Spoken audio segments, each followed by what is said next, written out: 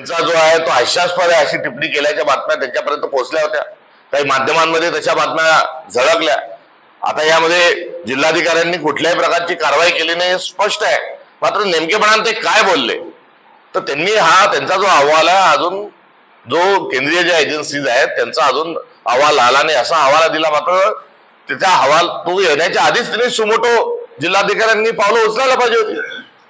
खासदार महोदयांनी त्या संदर्भात मंत्री महोदयांनी त्या संदर्भामध्ये विचारलं असताना गैरसमज होतील अशी रीत त्या ठिकाणी त्यांनी ओढली।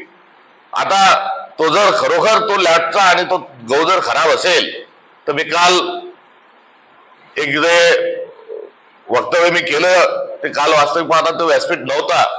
मात्र हिम्मतराव भावस्करांसारखी माणसं ही समाजाला जपली पाहिजे।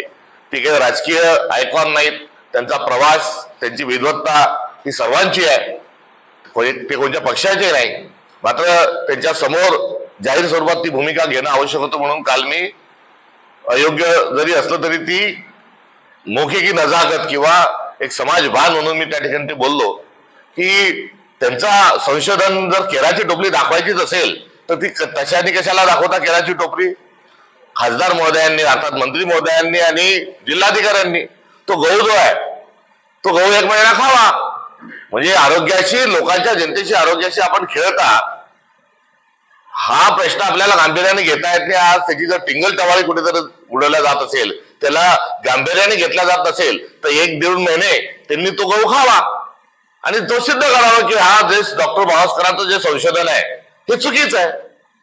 त्यामुळे आज या खुलेपणानं या ठिकाणी मला हे आव्हान द्यायचं एक तर जिल्हाधिकाऱ्यांनी डॉक्टर भावस्करांचा असणारा अहवाल हा खोटा आहे असं सिद्ध करावं जेणेकरून डॉक्टर हिम्मतराव भावस्करांना पद्मश्री वापस देण्याची भूमिका ही स्वीकारता येईल। ते पद्मश्री प्रसंगी वापसही देतील। मात्र त्याआधी जिल्हाधिकाऱ्यांनी त्यांचा अहवाल जो आहे हा खोटा असल्याचं हे त्यांनी सिद्ध करावं।